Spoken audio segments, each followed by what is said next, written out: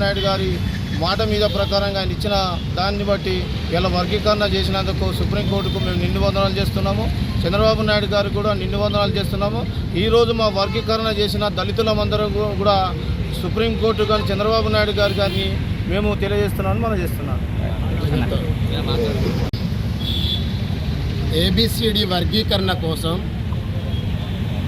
మందకృష్ణ మాదిగ గారు 30 సంవత్సరాల పోరాటంలో 1994 నాడు ఉమ్మడి ఆంధ్రప్రదేశ్ రాష్ట్రంలో తెలుగుదేశం పార్టీ అప్పటి ముఖ్యమంత్రి పెద్దలు గౌరవనీయులు శ్రీ నారా చంద్రబాబు నాయుడు గారు అసెంబ్లీలో తీర్మానం చేసి ఈ మందకృష్ణ చేసే మాదిగ రిజర్వేషన్ పోరాట సమితిని, ఇది వాస్తవము, ఈ మాదిగలకు మరి అన్యాయం జరుగుతుంది కాబట్టి న్యాయం చేయాలని, ఏబిసిడి వర్గీకరణ చేయాలని అసెంబ్లీలో తీర్మానం చేసి మరి కేంద్రానికి పంపించడం జరిగింది.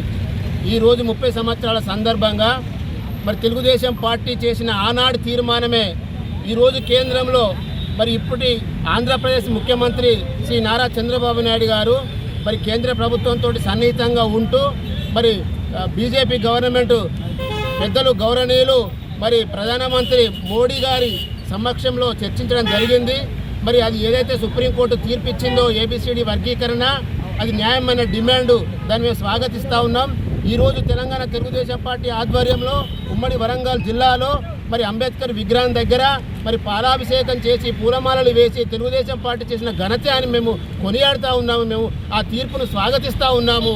మరి ఈ రోజు నుంచే మాదిగలకు న్యాయం జరుగుతుందని కూడా మేము తెలుగుదేశం పార్టీ ద్వారా మేము స్వాగతిస్తూ మేము చెప్తా ఉన్నాము. కాబట్టి రాబోయే రోజుల్లో మాదిగ జాతి, ఎస్సీ, ఎస్టీ, బీసీ మైనార్టీలందరూ కూడా తమ తమ నియోజకవర్గాలలో మరి రాష్ట్ర స్థాయిలో వచ్చే స్థానిక ఎన్నికలలో మరి ఏబిసిడి వర్గీకరణ ప్రకారం ముందుకెళ్తాము. ఆ విధంగా మేము మా తెలుగుదేశం పార్టీని ఈ రాష్ట్రంలో స్ట్రెంథన్ చేస్తామని కూడా ఈ సందర్భంగా తెలియజేస్తా ఉన్నా. బైరపాక ప్రభాకర్, తెలంగాణ తెలుగుదేశం పార్టీ రాష్ట్ర ఎస్సీ సెల్ ప్రధాన కార్యదర్శి.